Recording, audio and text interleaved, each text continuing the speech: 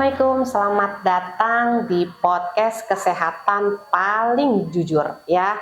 Paling jujur dan juga aman di lambung, ramah di lambung. Waduh, apa hubungannya Pak ya? Sebenarnya nih kita hari ini mau ngebahas sesuatu yang suka kita telan, tapi kita nggak tahu tuh kandungannya apa. Nah, apa sih manfaat yang kita minum itu apa ya? Terus sudah bersama saya ya siang hari ini apoteker senior, siapa lagi nggak lain nggak bukan Kang Acu. Selamat datang Kang Acu, terima kasih ya udah datang ya. Ya, sama-sama Mbak Niken. Saya juga senang bisa diundang oleh Mbak Niken ke sini. Siapa tahu kita bisa berbagi sharing pengalaman mungkin ya Mbak Niken ya. Iya Kang Acu, aduh seneng banget ya. Nih udah didatengin sama Kang Acu, ini luar biasa. Waktunya ini loh yang mahal ya. Terus Pak, saya nih mau tanya gini nih Pak, jujur ya. Banyak orang minum obat itu lihat dari warna dan bentuknya. Yang penting sembuh deh gitu. Tapi dia nggak tahu tuh arti dari warna, arti dari bentuk, dan apa kandungan dari obat yang kita minum itu. Oke, baik Mbak Niken. Jadi pada dasarnya secara umum obat itu terdiri dari zat aktif dan zat tambahan Mbak Niken. Itu. Kemudian mungkin saya akan tambahkan ini sedikit Mbak Niken ya. Ketika Mbak Niken misalkan datang ke apotek ya, di situ kan terpampang di etalase bermacam-macam obat. Nah, secara umum atau obat-obat yang ada di apotek itu dibagi tiga golongan lah Mbak Niken. Ada klasifikasi obat, ada klasifikasi obat tradisional, sama makanan dan minuman fungsional. Nah, itu Mbak Niken. Kalau obat yang tadi yang pertama itu juga ada penggolongan lagi Mbak Niken. Jadi obat itu dibagi tiga bagian juga. Jadi ada obat bebas, ada obat bebas terbatas, kemudian ada obat keras. Nah itu biasanya obat keras itu biasanya yang resep dokter Mbak Niken. Nah dari ketiga macam obat itu tuh ada dot, ada simbol Mbak Niken. Kalau misalkan Mbak Niken ke apotek ya, misalkan obat bebas itu ada simbol dot warna hijau. Oh itu bebas tuh Pak ya? Itu bebas, itu berarti kan obat itu aman, sangat aman gitu Mbak Niken. Kemudian ada juga obat yang tadi obat bebas terbatas itu ada warna dot biru. Nah terbatas dalam artian pemakaiannya Mbak Niken, tidak selamanya makan obat bebas terbatas gitu. Jadi biasanya kalau misalkan kita beli kadang-kadang di apotek atau di toko obat atau bahkan di warung ya Mbak Niken ya, itu pemakaiannya tuh 5 hari. Kan biasanya kalau udah 5 hari nggak sembuh-sembuh, nah itu disarankan konsultasi ke dokter. Itu obat bebas terbatas. Oh itu bebas terbatas Pak, dot biru ya. Dot biru. Nah kalau obat yang merah itu jelas obat harus dengan resep dokter Mbak Niken. Nah kemudian obat tradisional juga sama Mbak Niken. Itu dibagi tiga golongan. Itu ada kelas jamu, ada obat terstandar, sama obat fitofarmaka Mbak Niken. Kenapa ada obat jamu, kelas obat terstandar, sama fitofarmaka? Itu pembedaannya karena analisa. Jadi diuji klinis Mbak Niken. Jadi misalkan ini ada jamu, kemudian kita mau naikin grade ke obat standar, itu diuji preklinis namanya. Preklinis. Kemudian mau naik lagi nih biar langsung ke hewan percobaan sama orang biasanya itu uji klinis Mbak Niken. Jadi itu pembedanya. Oh itu tahapan-tahapannya ya Kang Acu ya. Itu. Oh gitu. Nah kalau misalnya yang obat sudah melalui manusia itu biasanya ditandai sama apa tuh Pak? Itu golongan fitofarmaka. Nah saya nggak inget tuh Mbak Niken yang untuk fitofarmaka tuh logonya seperti apa. Kalau jamu itu kan banyaknya kayak logo bulat, kemudian ada daun tuh. Oh gitu. Nah ini nih Kang Acu nih, yang sering jadi perdebatan di masyarakat. Lebih efektif mana sih obat generik sama obat paten? Sebetulnya kalau dilihat efektivitas itu sama Mbak Niken, karena baik obat generik ataupun obat paten itu harus melalui uji mutu, lolos uji mutu. Nah, itu jadi kalau misalkan obat itu sudah ada di pasaran, pasti udah lolos mutu, uji mutu gitu. Jadi aman dan sama. Kalau saya misalkan makan sama-sama flu nih antara Mbak Niken dengan saya. Tapi saya lebih cocok kalau misalkan makan obat flu yang A, namanya A. Mbak Niken belum tentu sama dengan Betul Pak, betul kan ya? Betul. Ya, seperti itu loh. Karena di keluarga juga gitu Pak. Saya suka sama obat batuk merek A, suami saya merek B gitu kan. Padahal sama-sama batuk ya kan? Iya gitu, benar-benar Pak. Terus saya mau tanya gini nih Kang Acu, orang tuh simpen obat lama. Terus diminum lagi saat dia sakit. Kira-kira nih Pak, aman nggak sih? Masih aman nggak sih tuh obatnya kita pakai lagi? Itu bisa aman Mbak Niken, tapi harus memenuhi persyaratan.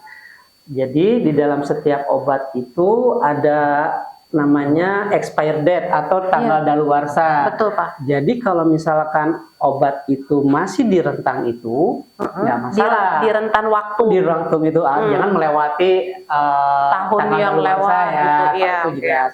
Yang kedua adalah obat itu disimpan sesuai dengan aturan yang ada di dalam brosur atau case cover, misalnya kayak kan gitu. Di situ kan biasanya disimpan di tempat yang kering, kemudian biasanya tuh disimpan di bawah suhu 30 derajat, atau tidak boleh kena sinar matahari langsung. Iya, betul. Nah, itu kalau diikutin itu insya Allah aman. Iya. Nah, kemudian yang kita yang mungkin bisa disimpan itu adalah obat, semua obat bisa ya. Misalkan obat bebas yang tadi dot hijau, dot biru gitu. Merah. Nah, kalau untuk yang merah mungkin tetap aja harus ke dokter lagi. Nah, kalau udah dapat resep, karena ada nih ketika mau nebus resep, tolong tanyakan ini sama enggak sih? Nah, bisa. Jadi gini ya Pak, kita punya obat nih, terus kayaknya symptomsnya atau gejalanya sama, kita ke dokter, dikasih resep yang sama, obatnya kita masih punya gitu kan ya di rumah, terus kita bawa obatnya ke apoteker, kita konsult, Mbak, ini saya kalau minum obat ini masih bisa nggak? Soalnya sama nih Mbak, sama resep yang saya baru dapat dari dokter, gitu ya Kang Acu ya? Iya, betul, gitu, jadi kita juga bisa konsul ya Kang Acu ya, sama bisa. Apotekernya ya. Sekarang itu di apotek itu ada satu peraturan bahwa apoteker itu menyediakan waktu untuk melayani pertanyaan dari masyarakat tentang khasiat, tentang obat pokoknya, dan itu free, nggak boleh daripada nanya ke tetangga kan gitu ya Mbak Nik. Iya benar. Terus suka-suka dia jawabnya ya. Iya itu Mbak Nik. Oke.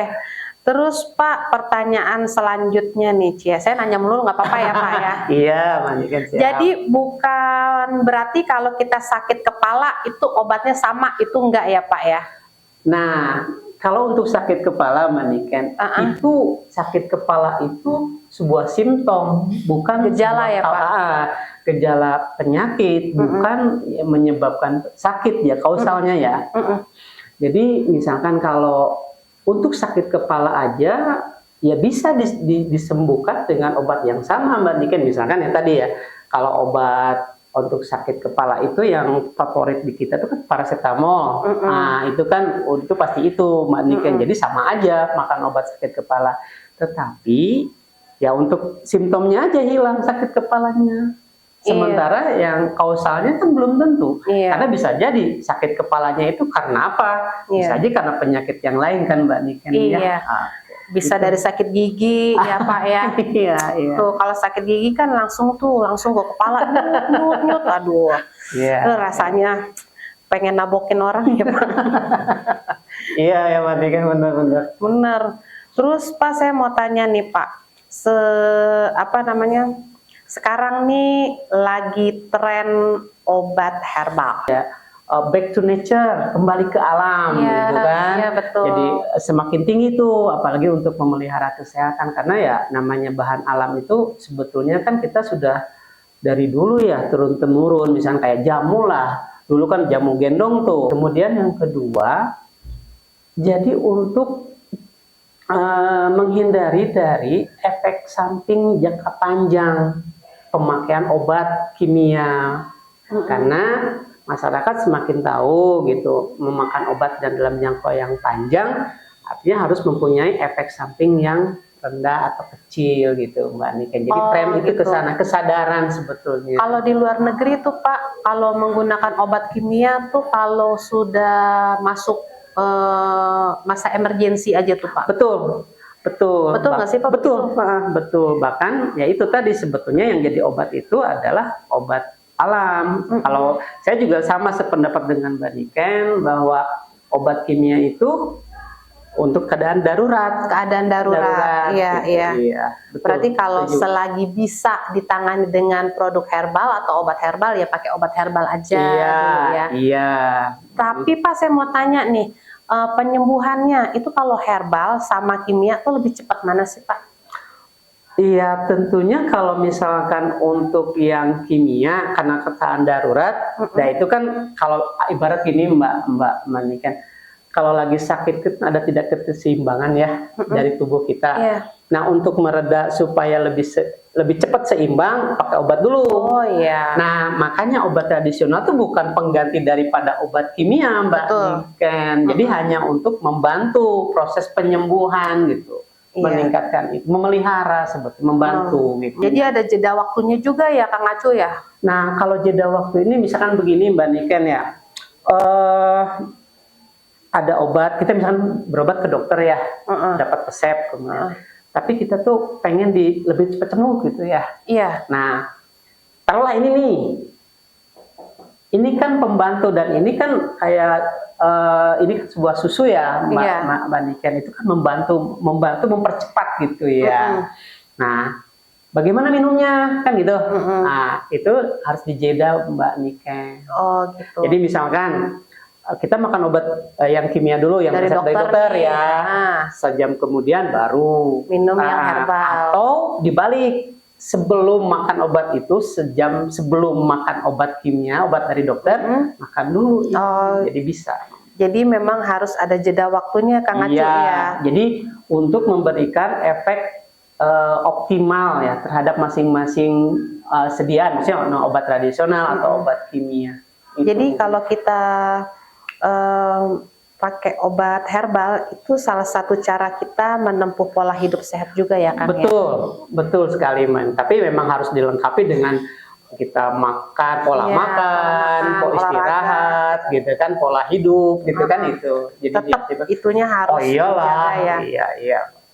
Setuju. Kang Acu boleh dong kasih tips singkat kepada kita nih masyarakat untuk lebih bijak dalam menggunakan obat.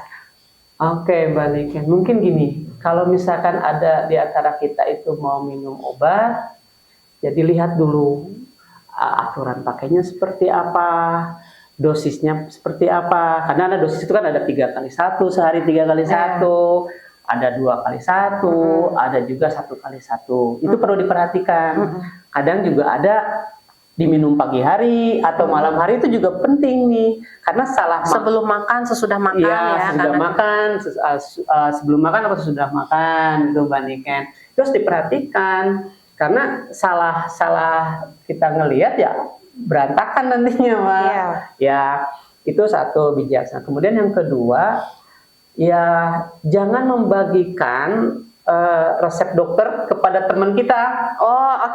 Jangan misalkan nih siapa tuh ya itu, karena apa, bisa jadi gejala yang ditimbulkan oleh misalkan oleh Mbak Niken dengan saya nih gejalanya sama misalkan, tapi penyebabnya belum tentu. Itu betul. Jadi malah jadi bahaya kan ya Mbak Niken. Iya. Kemudian yang selanjutnya adalah ya kita jangan percaya kepada klaim yang berlebihan. Betul, jadi Pak. harus bijaksana. Betul. Gitu. Jadi jangan percaya sama testimoni tetangga. Ini pengalaman saya nih Kang Acu nih ya. Tetangga saya tuh pernah nyaranin saya gini, saya kan kena batuk. Kata dia gini, lo kalau minum obat batuk 1 sendok 2 sendok lo nggak mempan, lo minum 1 botol, glogok ke 1 botol obat batuk. Ya ada mas saya ode ya Kang Acu ya. Iya. Ya ampun, itu tetangga bukan membawa manfaat, bawa musibah buat saya ya.